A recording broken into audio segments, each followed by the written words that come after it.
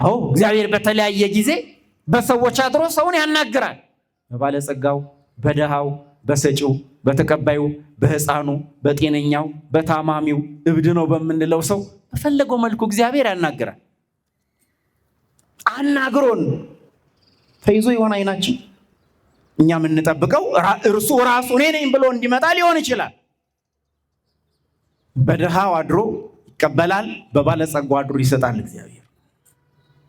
የእድሜ መምሸት አለ በክርስቲያኖች ሕይወት ውስጥ የእድሜ መምሸት። ሕፃንነት አለ፣ ታዳጊነት አለ፣ ወጣትነት አለ፣ ጉልምስና አለ፣ እርጅና አለ። በትንሹ በ5 ደረጃ እንኳን ብናየው ከ5 ወደ 4 ከ4 ወደ 3 ወደ 2 ወደ 1 እያለን ከላይ ብንጀምር መቼም ሁላችንም የምንስማማበት መሽ የምንለው አረጋዊነት ወይም እርጅና ላይ ነው። ማንስ እርግጠኛ ነው እዛ ላይ ለመድረሱ? ወጣትነታችንስ ምሽት ቢሆን፣ ጎልማሳነታችንስ ምሽት ቢሆን፣ ታዳጊነታችንስ ምሽት ቢሆን ማን ያውቃል? በ10 በ15 በ20 በ30 ዓመት መሄዱ አሉና። ስለዚህ ያለንበት እድሜ ለእግዚአብሔር ያልተገዛንበት በሃይማኖት በጎ ምግባር የሌለበት እድሜ ከሆነ መሽቷል። የቀኑ አይደለም የምግባር ምሽት ካለ መሽቷል። ከኔ ጋር ሁን፣ ከኛ ጋር ሁን ማለት ያስፈልጋል። ማለዳ ተነስተን የዋልንበት ውሎ እግዚአብሔርን ያላመሰገንበት፣ ያማረርንበት፣ ክፉ ያሰብንበት፣ ክፉ የተናገርንበት፣ ክፉ የሰራንበት ከሆነ ይሄ ዕለት ትላንት 2 ይሆናል፣ ሳምንቱ 1 ሊሆን ይችላል፣ ወሩን 1 ብለን ልንቆጥረው እንችላለን፣ ዓመቱን ይሄን 2018 ልንል እንችላለን። በእንዲህ አይነት ሁኔታ ከሆነ ያለነው በእርግጥም መሽቶብናል። ወላጅና ልጅ የማይደማመጥበት፣ አሰሪና ሰራተኛ የማይግባባበት፣ ልጆች በወላጆቻቸው የሚያንጓጥጡበት፣ የወላጆቻቸውን ሞት ለማፍጠን ቁማር የሚሰሩበት፣ ወላጆች ልጆቻቸው ነገ ጎዳና እንዲወጡ ነገር የሚሰሩበት ማይግባቡበት ከሆነ ይህ ቤተሰብ መሽቶበታል። በፊት ሲገቡ በጓራ የሚያመልጡበት፣ የዋሉበትን የማይናገሩበት፣ ያዘመመ ህይወት ያለበት ከሆነ ያ ቤተሰብ መሽቶበታል። በመነጋገር የማንተማመን፣ በመነጋገር የማንግባባ ከሆነ፣ በበጎ ምግባር ቤት ውስጥ ቤተሰባዊ ህይወቱ የማይገለጽ ከሆነ፣ በክፋት፣ በነገር፣ በጠላትነት፣ ለመገዳደል፣ በመፈላለግ አንዱ ለአንዱ መርዝ የሚቀመምበት ከሆነ ቤተሰቡ መሽቶበታል።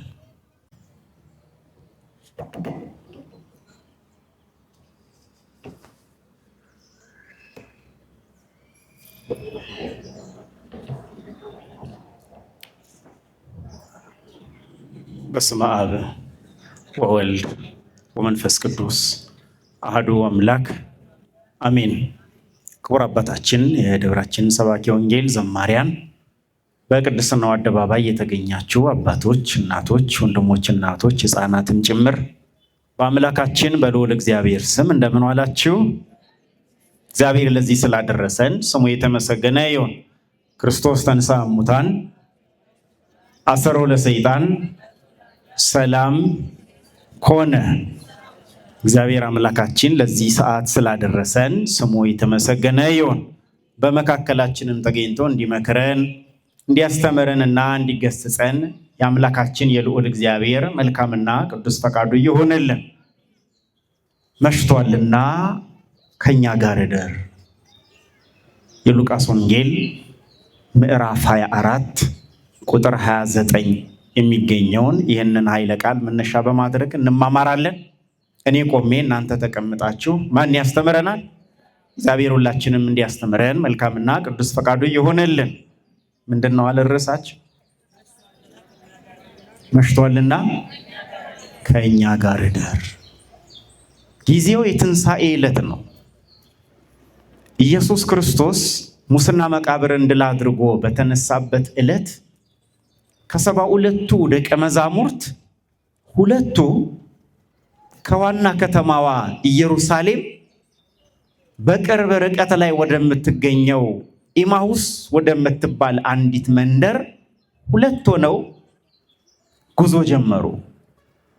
በጉዟቸው እየተነጋገሩ ነበረ በዚያ ሰሞን ስለሆነው ነገር። አንድ ሰው ሶስተኛ ሆኖ አብሯቸው ተቀላቀለ። ማንነቱን አላወቁም። የዛን ሰው እየተጓዙ ሳለ ጥያቄ አቀረበ። የምትነጋገሯቸው ነገሮች ምንድናቸው አላቸው። እንዴ አንተ እንግዳ ነህ እንዴ? በዚህ ሳምንት ስለተደረገው ነገር እየተነጋገርን ነው አሉት። ምንድነው በዚህ ሳምንት የተደረገው አላቸው እርሱ። እነርሱም ኢየሱስ ክርስቶስ በብሉይ ኪዳን በነቢያት ትንቢት የተነገረ እኛ ይቤዠናል ብለን ተስፋ ያደረግነው በክፉዎች እጅ ተይዞ በመስቀል ላይ የተሰቀለ የሞተ እንደውም ከዚያ በላይ በጣም ያስገረሙን ሴቶች ወደ መቃብር ሄደው በመቃብሩ ስፍራ አስክሬኑን ባጡት ጊዜ ነው እያሉ በዚያ ሰሞን ስለሆነው ነገር ነገሩት።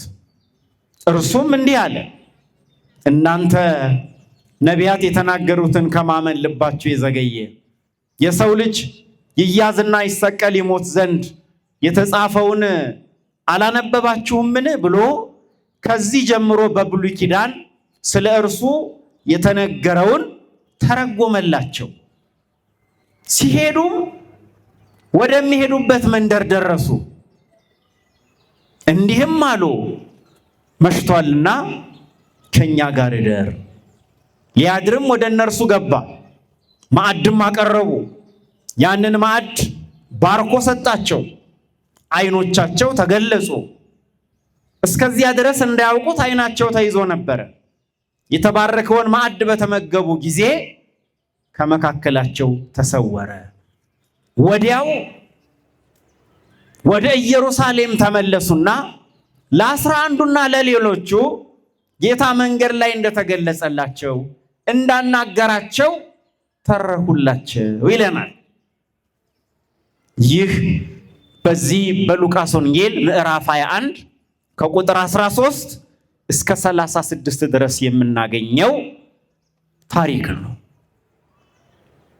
በቤተ ክርስቲያናችን በ50ው ቀን ውስጥ እንዲነበቡ ከተቀመጡ የወንጌል ክፍሎች መካከል አንዱ ነው። ከዚህ መካከል ርዕሳችን እነዛ ሁለት ሰዎች ክርስቶስን የጠየቁት ጥያቄ ነው። መሽቷልና ከኛ ጋር እደር የሚል ጥያቄ።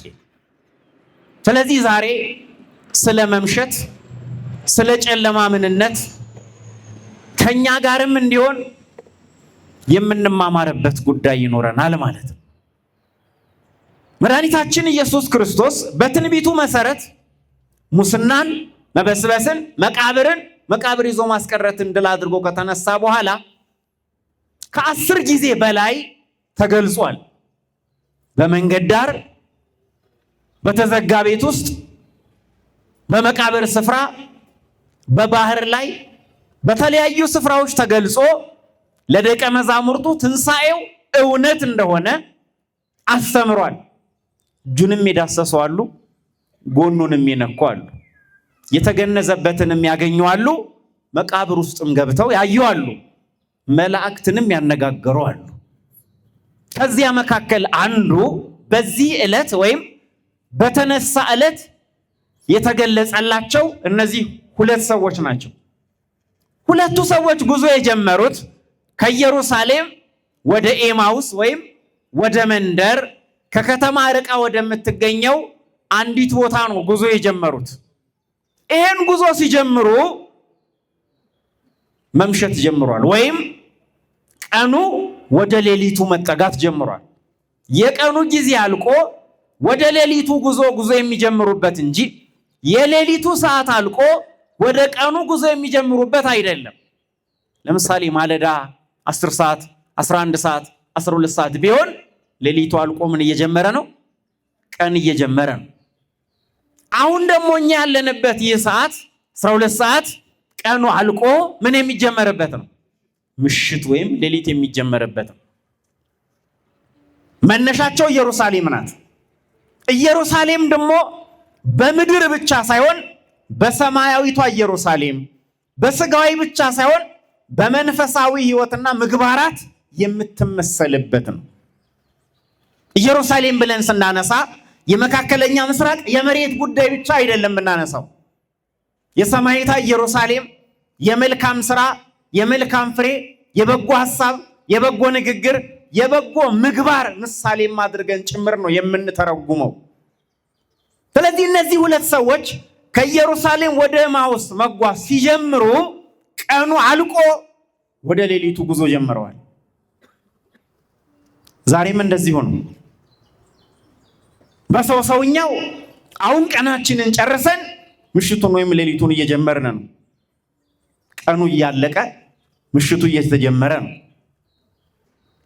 በሃይማኖት፣ በምግባር፣ በአስተሳሰብ፣ በንግግር፣ በተግባር ደግሞ ስናየው በእርግጥም ቀኑ እያለቀብን ነው።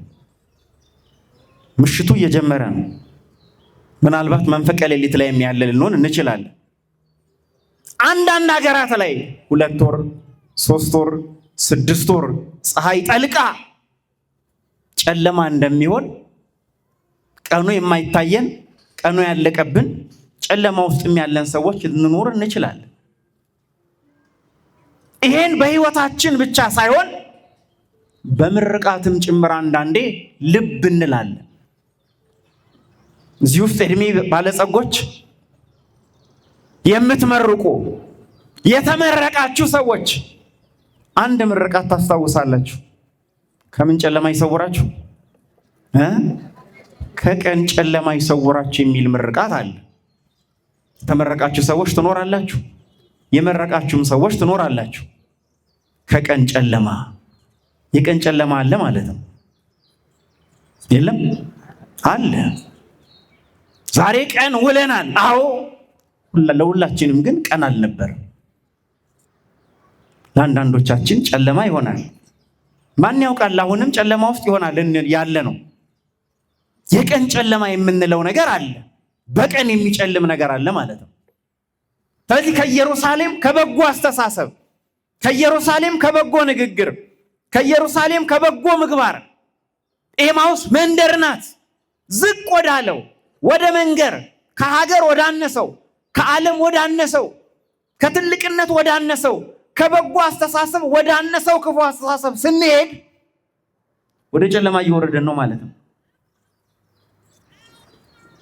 ሀገርን አልፈን ዓለምን፣ ምድርን አልፈን ሰማይን እንወርሳለን ብለን የምንጠብቅ ሰዎች ከዚህ አስተሳሰብ ስንወርድ እየጨለመ ነው። ከዚህ አስተሳሰብ ስንወርድ እየመሸ ነው። ይህንን ነው እንግዲህ ሁለቱ ሰዎች የጀመሩት ጉዞ። በዚህ ጉዟቸው ውስጥ መንገድ ላይ ስለሆነው ነገር ያወሩ ነበር። በዚያ ሰሞን ስለሆነው በዚያ ሰሞን የሆነው የክርስቶስ መሞትና መነሳትም ምናልባት ዛሬ ሊሆን ይችላል፣ ይህ ሳምንት ሊሆን ይችላል።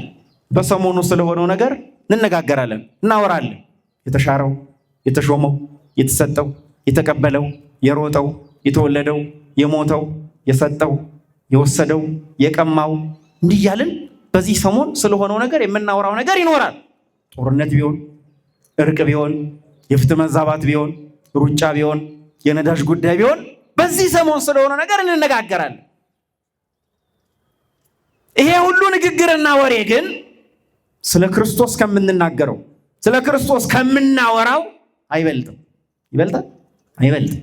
2 ወይም 3 ናችሁ በስሜ ባላችሁበት ብትጸልዩ፣ ብትሰባሰቡ፣ ብታስቡኝ እኔ በመካከላችሁ እገኛለሁ እሆናለሁ ብሏል ክርስቶስ። ያን ያስተማረውን ቃል ስለ እርሱ በሚያወሩ ትንሣኤውን፣ ስቅለቱን፣ ሞትን ድል አድርጎ መነሳቱን በሚነጋገሩት በአርድእት መካከል እሱ 3ኛ ሆኖ ተገኘ። እንደተገኘ ንግግራቸውን አላቋረጠም። ስለማን እንደምታወሩ ታውቃላችሁ አላላቸውም። የምትነጋገሩ እኮ ስለኔ ነው አላላቸውም። አላስደነገጣቸውም። እንዲለያዩም አላደረጋቸውም። ሰዎች ስለኛ እየተነጋገሩ በሰዎች መካከል ልንገኝ እንችላለን። ስንገኝ ከምን እንጀምራለን? ከሰላምታ፣ ራስን ከማስተዋወቅ፣ የሚናገሩትን ከማድመጥ፣ የምንናገርበት ጊዜ ሲፈቅድ ከመናገር ከምን ይሆን የምንጀምረው? ወደኋላ ብለን እንመለስ፣ እንመልከት፣ እናስተውል። ማን ስለኛ ምን አውርቶ ተገኝተን ምን ብለን ይሆን? ማዕረጋችን፣ ጾታችን፣ የእውቀት ደረጃችን፣ የምንገኝበት ስፍራ፣ ቦታና ሰዓት የተለያየ ሊሆን ይችላል። ምንም ይሁን ከላይ እንምጣ ከታች እውቀቱ ይኖረንም አይኖረንም ሰዎቹ መካከል ስንገኝ ምን ብለን ተገኝተን ይሆን? መድኃኒታችን ኢየሱስ ክርስቶስ ሲያስተምር ደቀ መዛሙርቱን ሲልካቸው ሂዱ፣ አስተምሩ፣ አሳምኑ፣ አጥሩ፣ ስትገቡ መጀመሪያ ሰላም ለዚህ ቤት ይሁን። የሰላማችሁ ሰው ቢኖር ሰላማችሁ ይደርበት። ሰላምን የማይፈልግ ሰው ካለ ደግሞ ሰላሙ ከእናንተ ጋር ይሆናል። አሁንም እዚህ እግዚአብሔር ቤት ነን ያለነው። ከዚህ መርሃ ግብራችንን ጨርሰን ስንሄድ ቤታችን የሚጠብቁን ወላጆች፣ ልጆች፣ አሰሪዎች፣ ሰራተኞች፣ ሌላም ሰው ሊኖር ይችላል።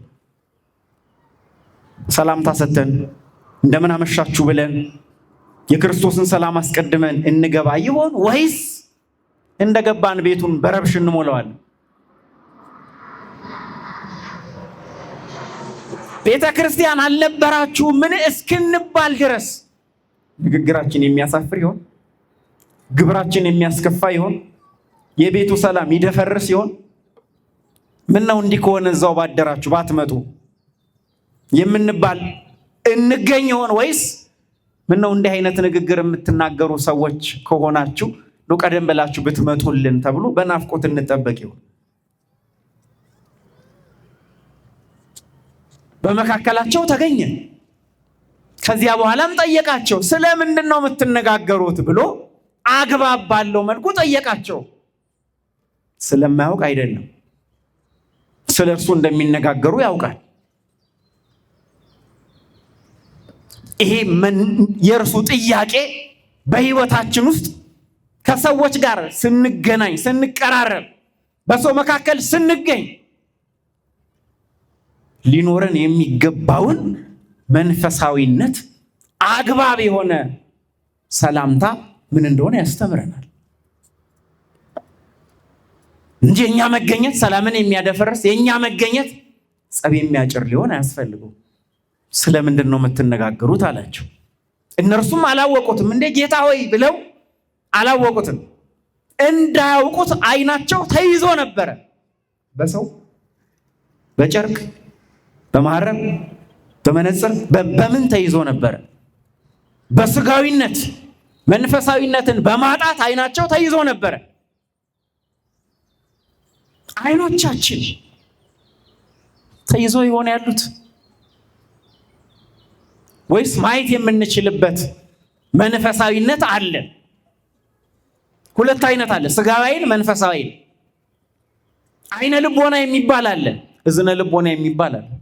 አሁን የስናገር የሚያደምጥ ሰው ይኖራል፣ የማያደምጥም ሰው ይኖራል። ጆሮ ስለሌለ አይደለም፣ የልቦና ጆሮ የሚባል አለ። መንገድ ላይ ሰውን አይተነው ሰላም ብሎን እናልፈዋለን፣ ሰላም ሳንለው በኋላ ላይ ምን ነው ቅድም ሰላም ስልህ ዝም አልከኝ? እኔን? አዎ። የቱ ጋር? እዚህ ቦታ። አይ ይቅርታ አላየውም ነበረ። የውጭ ዓይናችን አይቷል፣ የልቦናችን ዓይን ግን አላየ። እዝነ ልቦና የምንለው ዓይነ ልቦና የምንለው የውስጥ ሕዋሳት አሉ በሃይማኖት ውስጥ። እነዚህ ሰዎች ዓይናቸው የሚንቀሳቀሰው አለ፣ ዓይነ ስውር አይደሉም። ዓይናቸው ግን ተይዞ ነበር እንዳያዩት እርሱን። የጋረነ ነገር ይኖር ይሆን እርሱን እንዳናየው? ቅዱስ ጳውሎስ ለገላትያ ክርስቲያኖች ኢየሱስ ክርስቶስ በዓይናችሁ ፊት እንደተሰቀለ ሆኖ ተስሎ ነበረ፣ ለእውነት እንዳትታዘዙ አዚም ያደረገባችሁ ማን ነው አለ። እንደተሰቀለ ሆኖ ተስሎ ነበር። ሕማማትን በስግደት በጾም በጸሎት በዛ መከራን በማሰብ ሕይወት ውስጥ ያሳለፍን ሰዎች ዛሬ ስንበላ ዛሬ ስንጠጣ፣ ዛሬ መጾሙ ሲቀር፣ ዛሬ ስግደቱ ሲርቀን አይናችን የተያዘ ሰዎች እንኖር ይሆን? አይናችን የተጋረደ ሰዎች እንኖር ይሆን? አናግሮንስ ያላወቅ ነው? አዎ እግዚአብሔር በተለያየ ጊዜ በሰዎች አድሮ ሰውን ያናግራል። በባለጸጋው፣ በደሃው፣ በሰጪው፣ በተቀባዩ፣ በሕፃኑ፣ በጤነኛው፣ በታማሚው፣ እብድ ነው በምንለው ሰው በፈለገው መልኩ እግዚአብሔር ያናግራል። አናግሮን ተይዞ ይሆን አይናችን? እኛ የምንጠብቀው እርሱ ራሱ እኔ ነኝ ብሎ እንዲመጣ ሊሆን ይችላል። በደሃው አድሮ ይቀበላል፣ በባለጸጋው አድሮ ይሰጣል። እግዚአብሔር ተይዞ ነበር አይናቸው እንዳያውቁት።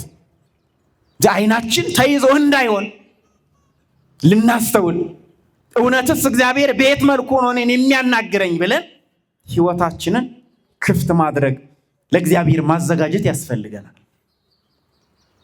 ጠየቁት፣ እንግዳ ነህን አንተ በዚህ ሰሞን ስለተደረገው ነገር የሚል ጥያቄ ማብራሪያም ጭምር አከሉት። ምንድን ነው? ተሰቀለ፣ እንደሞተ፣ እንደተነሳ። በጣም ደግሞ ያስገረሙን ከኛ መካከል ወደ መቃብር ሄደው ባዶ ሆኖ የመቃብሩን ስፍራ ያገኙት። እንግዲህ ተምረዋል። ልብ በሉ፣ 72ቱ አርድእት ከሱ ጋር ተምረዋል። ግን የተማሩትን ረስተውታል። የተማሩትን ትተውታል። የተማሩትን አልጸኑበትም። የተማሩትን በሙሉ ልባቸው ተቀብለው ተግባር ላይ አላዋሉትም። የሰማነው፣ የተማርነው፣ ያደመጥነው ልደቱ፣ ጥምቀቱ፣ ሞቱ፣ ትንሣኤው፣ እርገቱ፣ ምጽአቱ ሰምተን ግን ልብ ያላል የረሳ ነው፣ ያላስታወስ ነው። አይናችን የተያዘበት ጉዳይ ይኖር ይሆን? ራሳችን እንድንመረምር የኤማውስ መንገደኞች ሕይወት ያስተምረናል። እንዲህ ስለሆነ ነው። በጣም ደግሞ ጨምረው የተናገሩት ነገር ይቤዠናል ብለን ያድነናል ብለን መቤዠት፣ ካሳ ከፍሎ ዋጋ ከፍሎ ማዳን ተስፋ አድርገን ነበረ። እንግዲህ ኢየሩሳሌም በወቅቱ በሮም ቅኝ ግዛት ስር ስለተያዘች፣ የሰው አብሬው ሰው ስለሆነ፣ ፍትህ ስለጠፋ፣ እውነት መሬት ተቀብራ ተቆፍሮ ስለተቀበረች ይቤዠናል ብለን ተስፋ አድርገን ነበር ያሉት። ከነዚህ ጋር የተገናኘ ብዙ ምክንያት አላቸው እነርሱ። መድኃኒታችን ኢየሱስ ክርስቶስ እናንተ ነቢያት የተናገሩትን ከማመን ልባችሁ የዘገየ። እምነት ደረጃዎች አሉት። አንዱ እነርሱ የተወቀሱበት ነው። ከማመን ልባችሁ የዘገየ፣ የማታምኑ አልተባሉ። ከማመን የዘገየ ሰው ሲድን፣ ሲፈወስ፣ የኃጢአት ስርየት ሲያገኝ፣ ልጅነት ሲያገኝ፣ መንፈስ ያወጡ ሲያድን እናያለን፣ እንሰማለን፣ እንናገራለን። ከማመን ግን የዘገየን እንኖራለን። ይሄ ነው አንዱ የእምነት ደረጃ። ሁለተኛው ጎዶሎ እምነት ነው። ጎዶሎ እምነት ጴጥሮስ ኢየሱስ በባህር ላይ ሲመጣ አይቶ ወደ አንተ እንድመጣ ፍቀድልኝ አለ። ፈቀደለት፣ ግን ተጠራጠረ። ጌታ ጋር እስክደርስ ይሄ ባህር ያሰምጠኝ ይሆን ወይስ ደርስ ይሆን? በመጠራጠሩ ሰጠመ። ጌታ ያድነኝ አለ። እጁን ይዞ አነሳ። አንተ እምነት የጎደለ ስለምን ተጠራጠርክ? እምነት የጎደለ ጎዶሎ እምነት ደግሞ አለ፣ ሙሉ ያልሆነ።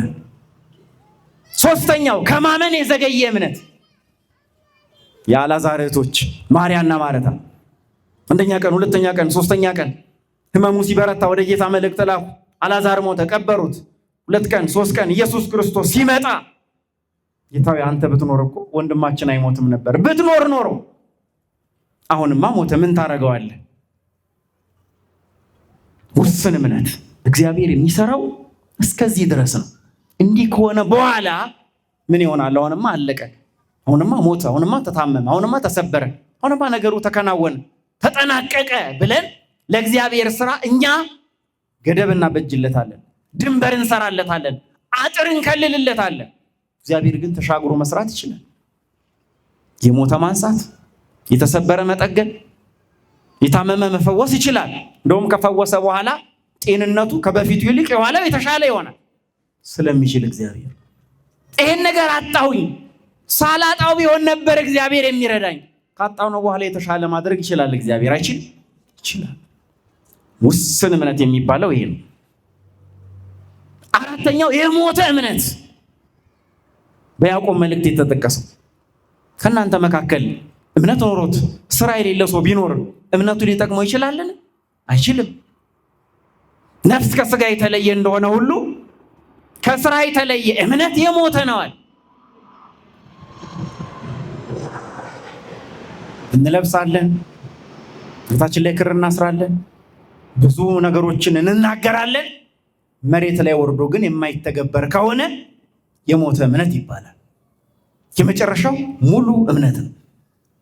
ወደ ጌታ ቀርበው የነካው እንደሆነ እድናለሁ ብለው ቃል ብቻ ተናገር ብላቴና ይፈወሳል ያሉት እምነታችሁ ታላቅ ነው፣ እምነትሽ ታላቅ ነው፣ እንደወደድሽ ይደረግልሽ። እንዲህ አይነት እምነት በእስራኤል እንኳን አላገኘው ብሎ የመሰከረላቸው ክርስቶስ ሙሉ እምነት ያላቸው ናቸው። ትልቅ እምነት ያላቸው ናቸው። እነዚህ ሰዎች ከእንደዚህ አይነቱ መካከል አንዱ ከማመን የዘገየ ስለነበረ ከማመን የዘገየ ክርስቶስ ይሰቀል ዘንድ ይሞት ዘንድ ስለ እርሱ የተነገረውን ከብሉይ ኪዳን ከነቢያት ከሙሴ መጽሐፍት ተረጎመላቸው፣ አብራራላቸው። አሁን እየተጓዙ ናቸው። ወደ የት? ወደ ኤማውስ። ወደዛ መንደር ደረሱ። መሸ። ስለዚህ ሰዎቹ መሽቷል፣ እስካሁን አላወቁትም ክርስቶስ መሆኑ። መሽቷልና ከኛ ጋር ምን ሆን እደር አሉት። መሽቷል። ስንት ሰዎች ይሆን የመሸብን?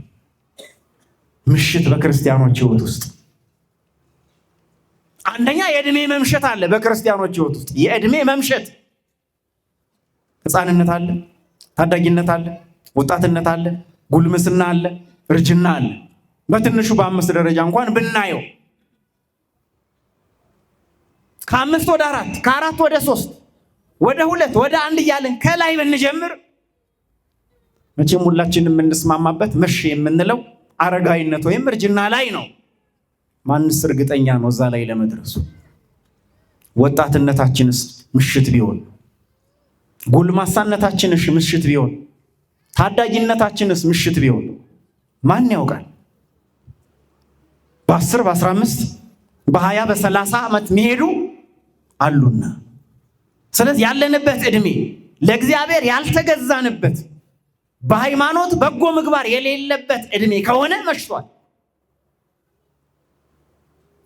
የቀኑ አይደለም የምግባር ምሽት ካለ መሽቷል። ከኔ ጋር ሁኑ፣ ከኛ ጋር ሁኑ ማለት ያስፈልጋል። ማለዳ ተነስተን የዋልንበት ውሎ እግዚአብሔርን ያላመሰገንበት፣ ያማረርንበት፣ ክፉ ያሰብንበት፣ ክፉ የተናገርንበት፣ ክፉ የሰራንበት ከሆነ ይሄ ዕለት ትላንት 2 ይሆናል፣ ሳምንቱ 1 ሊሆን ይችላል፣ ወሩን 1 ብለን ልንቆጥረው እንችላለን፣ ዓመቱን ይሄን 2018 ልንል እንችላለን። በእንዲህ አይነት ሁኔታ ከሆነ ያለነው በእርግጥም መሽቶብናል። በጎ አስተሳሰብ በህሊናችን ውስጥ ከሌለ፣ ክፉ አስተሳሰብ በውስጣችን ካለ፣ ንጹህ አስተሳሰብ በውስጣችን ከሌለ፣ ክፉ አስተሳሰብ በህሊናችን ካለ ምን ሆኖብናል? መሽቶብናል። እንቅልፍ እየነሳን ነው። ቀኑን አጨልሞብናል። ሰላማችንን ወስዶብናል። ስለዚህ ጌታ ሆይ መሽቷል፣ ከኔ ጋር እደር ማለት ያስፈልገናል። የነገው ህይወታችን መብላት፣ መጠጣት፣ መሄድ፣ መምጣት፣ መተኛት፣ መነሳት፣ መግባት፣ መውጣት፣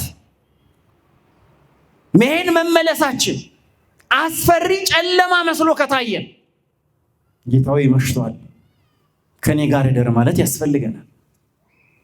ትላንት ቃለ መሐላ ፈጽመን ቤተክርስቲያን መተን በጋብቻ ሕይወት ተወስነን ልጆች ወልደን ሕገ እግዚአብሔርን ጠብቀን በዓላትን አክብረን አስራት በኩራታችንን ሰጥተን በስጋው ወደሙ ተወስነን ለመኖር የተስማማን ሰዎች ይሄ ትዳራችን ይሄ ህይወት ከሌለበት በእርግጥም ትዳራችን መሽቶበታል። ስለዚህ መሽቷልና ከኛ ጋር እደር ማለት ያስፈልጋል።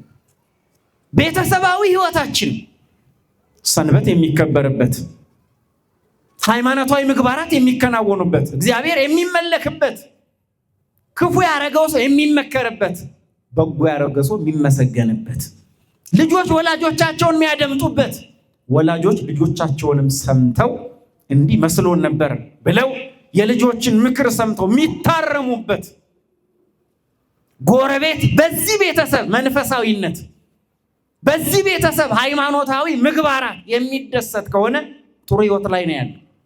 ካልሆነ ወላጅና ልጅ የማይደማመጥበት፣ አሰሪና ሰራተኛ የማይግባባበት፣ ልጆች በወላጆቻቸው የሚያንጓጥጡበት፣ የወላጆቻቸውን ሞት ለማፍጠን ቁማር የሚሰሩበት፣ ወላጆች ልጆቻቸው ነገ ጎዳና እንዲወጡ ነገር የሚሰሩበት፣ ማይግባቡበት ከሆነ ይህ ቤተሰብ መሽቶበታል።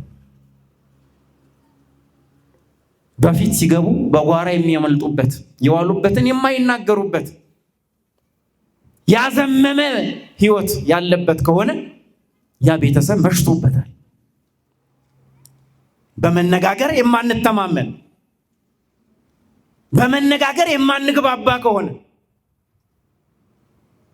በበጎ ምግባር ቤት ውስጥ ቤተሰባዊ ህይወቱ የማይገለጽ ከሆነ፣ በክፋት፣ በነገር፣ በጠላትነት፣ ለመገዳደል፣ በመፈላለግ አንዱ ለአንዱ መርዝ የሚቀመምበት ከሆነ ቤተሰቡ መሽቶበታል። ፀሐይ ብትወጣ ለዛ ቤተሰብ ምን ይጠቅመዋል? ምንም። እንዲህ አይነት ህይወት ካለ መሽቷል፣ ከኛ ጋር ይደር ማለት ያስፈልጋል። በመንፈሳዊ ህይወት ብቻ ሳይሆን በስጋዊ ወይም ዓለማዊ በምንለው ህይወታችን እውነትን ይዘን በሐሰት ፍትህ ፈልገን ፍትህ የሚዛባበት፣ እንባችን እንዲታበስ ፈልገን እንባችን የማይታበስበት ከሆነ፣ እውነትን ይዘን ሐሰተኞች የነገሱበት ከሆነ አኗኗራችን መሽቶበታል። ስለዚህ መሽቷልና ከኛ ጋር ይደር ማለት ያስፈልጋል። ንግግራችን፣ ሰላምታ መለዋወጣችን የቃላት እንጂ የልብ ካልሆነ፣ ስንገባ፣ ስንወጣ፣ ስንሄድ፣ ስንመጣ የሽንገላ ከሆነ ጓደኝነታችን፣ ባልንጀርነታችን፣ ስራ ባልደረባነታችን መሽቶበታል። መሽቷልና ከኛ ጋር ይደር ማለት ያስፈልጋል። ቤተ ክርስቲያን የአምልኮ ስፍራ፣ ቃሉን ለመስማት፣ ስጋ ወደሙ ለመቀበል፣ ለንስሐ፣ ለዝማሬ፣ ነፍሳችን እንድትጽናና፣ ህይወታችን በእግዚአብሔር ላይ ተስፋው እንዲቀጠል የምንጽናናበት፣ የምንበረታበት፣ በዓለም የወረደው እንባችን በእግዚአብሔር ቤት የሚታበስበት መሆን ሲገባው በዓለም ከሚፈሰው እንባችን ላይ እግዚአብሔር ቤት መተን እንደገና እንባችን የሚፈስበት፣ የምናዝንበት፣ የማንደማመጥበት የሰላም ቤት የሆነችው ቤተ ክርስቲያን የጦርነት ቀጠና ሆና የሰላማችን መደፍረስ ምንጭ ከሆነች፣ ሰጪም ተቀባይም እኛ ሆነ፣ በር ከፋችም ዘጊም እኛ ሆነ፣ ሿሚም ሻሪም እኛ ሆነ፣ መግባባት ካልቻለን በእኛ ምክንያት ቅዳሴ የሚታጎል፣ ቢሮ የሚዘጋ፣ ጸብ የሚነሳባት፣ ፖሊስ መጥቶ በዚህ ግቡ በዚህ ውጡ የሚለን፣ እኛም ከመግባባት ይልቅ ባለመግባባት የምንኖርባት ከሆነ መሽቶብናል ማለት ነው። እዚህ መሽቷልና ከኛ ጋር እደር ማለት ያስፈልጋል። ኤማውስ መንገደኞች ይህንን የጠየቁት መሽቷል። የቀን ጉዳይ አይደለም፣ የህይወት ጉዳይ ነው፣ የአኗኗር ጉዳይ ነው። ስለዚህ በመሸብን ጉዳይ በአንድም በሌላም የጠቀስኩት የግል፣ የትዳር፣ የቤተሰብ፣ የስራ፣ የቤተ ክርስቲያን ማህበራዊ ህይወታችን መልካም መሆን ሲገባው በሶስቱ በአስተሳሰብ በቃልና በተግባር የተስተካከለ ካልሆነ መሽቶብናል። መሽቷልና ከኛ ጋር እደር። በምን ጉዳይ ሆነ የመሸብን? በየቱ ጉዳይ ሆነ መሽቷል የምንለው? ያ ነው ምሽት የሚባለው፣ ያ ነው ጨለማ የሚባለው እንጂ የቀኑ ጨለማ የምሽቱ ጨለማ አላስፈራንም። ቆይተናል እስካሁን። ከዚህ በላይ ግን ቀኑን ፈርተን የዋልነው ሰዎች እንኖር ይሆናል። አሁን ከጠለቀችው ፀሐይ ከመጣው ምሽት በላይ በቀኑ በፀሐይ ብርሃን የመሸብን ሰዎች እንኖራለን። ያ ምሽት ሲመጣ ነው መሽቷልና ከኛ ጋር እደር ማለት ያለብን። ሊያድር ገባ፣ ተጠይቋል፣ አብረኑን ተብሏል፣ እደር ተብሏል ከኛ ጋር። ጋብዘውታል፣ ጠርተውታል። ሊያድር ገባ። ራት አቀረቡ።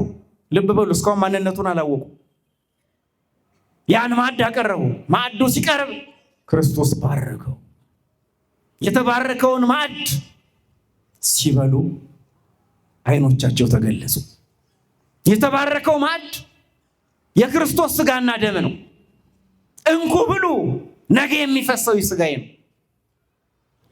ደሜ ነው ብሎ ሲሰጣቸው ያንን ሲመገቡ ደቀ መዛሙርቱ የእግዚአብሔር መንግሥት መውረስ የሚያስችል ጸጋ ስጦታ አግኝተዋል። እነዚህም የኤማሁስ መንገደኞች ያንን የተመገቡት። ሰጣቸው፣ በሉ። የዛን ዓይኖቻችሁ ተከፈቱ። ሥጋው ወደሙ ምስጢር ይገልጻል፣ ጸጋ ያበዛል፣ የኃጢአት ስርየት ያሰጣል፣ መንግሥቱን ያወርሳል የምንልባቸው ምክንያቶች አንዱ ይሄ ነው። የተባረከውን ሲመገቡ ዓይኖቻቸው ተገለጹ። ምናልባት የተሰወረብን ነገር ማወቅ ያልቻልነው ልንፈታ ያልቻልነው ነገር በሥጋው ወደሙ ቢፈታስ፣ በቁርባን ቢፈታስ፣ የተሰወረብን ነገር በቁርባን ቢገለጽልንስ? ለዚህ ነው ቁረቡ፣ ሥጋው ወደሙ ተቀበሉ እየተባለ የሚነገረው። ምስጢር ይገልጻል፣ 1 ጸጋ ያበዛል፣ 2 የኃጢአት ስርየት ያሰጣል፣ 3 የእግዚአብሔር መንግሥት ያስወርሳል፣ 4 ከዚያስ ወዲያው ተሰወራቸው። የዛን ጊዜ ሂደው የመሸባቸው ኤማሁስ ሊያድሩ ፈቃደኛ አልሆኑም። ምክንያቱስ ዓይኖቻቸው ተገልጸዋል። ስለዚህ ቢመሽም ወደ ኢየሩሳሌም እንመለስ። ወዴት እንመለስ? ወደ ኢየሩሳሌም። ኤማሁስ ሂደዋል፣ ኤማሁስ ደርሰዋል። ወደ ኢየሩሳሌም እንመለስ። ስለዚህ ቢመሽም እንመለሳለን። ሌሊቱ ቀን ይሆናል ክርስቶስ ከኛ ጋር ሲሆን። በሌሊት አንሱ ወደ ይክሙ በቤተ መቅደስ ይላል። ሌሊት እግዚአብሔርን ለማመስገን ምቹ ሰዓት ነው ይላል። በሌሊት እግዚአብሔርን አመሰገንኩት ይላል። ብዙ ስለ ሌሊት ምስጋናዎች አሉ። እግዚአብሔርን ለማመስገን የተመቸ ሕሊና የማያውክ አእምሮን የማይወስድ ብዙ ጥሩ ነገሮች አሉ። ሌሊት ልቦና ይሰበስባል፣ አእምሮ ይከታል ይላሉ አባቶቻችን። ስለዚህ ይመለሱ ወደ ኢየሩሳሌም እንመለስ። ኢየሩሳሌም በጎ ሐሳብ፣ ኢየሩሳሌም በጎ ንግግር፣ ኢየሩሳሌም በጎ ምግባር። ወደዛ ሲመለሱ 11ና ሌሎችን አገኟቸው፣ ነገሯቸው። ጌታ መንገድ ላይ አብሮን ነበረ፣ እኛ አላወቅነውም ነበር። ይህንን ተረኩላቸው። ስለዚህ እንመለስ። ወዴት? ወደ ኢየሩሳሌም፣ ወደ በጎ ንግግር፣ ወደ በጎ ሐሳብ፣ ወደ በጎ ምግባር። ይህ ሊሆን ያስፈልገዋል። ስለዚህ ትንሣኤው የምንመለስበት፣ ትንሣኤው ማንነታችን የምናይበት፣ ትንሣኤው የጨለመውን ሕይወት ተመልክተን ወደ በጎ ነገር የምንቀይርበት፣ ትንሣኤው የተሰወሩ ዓይኖቻችን የሚገለጹበት፣ ትንሣኤው መሽቷል ከኛ ጋር እደር የምንልበት፣ ትንሣኤው ስለ ክርስቶስ የምንነጋገርበት ሊሆን ያስፈልገዋል። የዛን ጊዜ አብሮን ይሆናል። ሕይወታችንንም አጥበን በንስሐ ታጥበን ሥጋውን በመብላት ደሙን በመጠጣት መንግሥቱን እንወርሳለን። ስለዚህ በመሸብን ጉዳይ ላይ፣ በመሸብን ሰዓት ላይ፣ በመሸብን ሁኔታ ላይ መሽቷልና ከኛ ጋር እደር እንድንለው ያስፈልጋልና ከሌሊቱ ይልቅ ቀኑ የሚያስፈራን፣ ከቀኑ ይልቅ የሌሊቱ ጉዞ የሚከብደን ሰዎች ብንኖርም መንፈሳዊ ሕይወታችን ግን የመሸብን ከሆነ ጉዞአችን የጨለማ ጉዞ ስለሚሆን ራሳችንን አስተካክለን 30፣ 60 እና 100 ፍሬ እንድናፈራ አምላካችን እግዚአብሔር ሁላችንን የሚርዳን። መሽቷልና ከኛ ጋር እደር። የሉቃስ ወንጌል ምዕራፍ 24 ቁጥር 29። አስተማረን የመከረና የገሰጸን እግዚአብሔር ስሙ የተመሰገነ ይሁን። ሰሚዎች ብቻ ሳንሆን ፈጻሚዎች ያደርገን።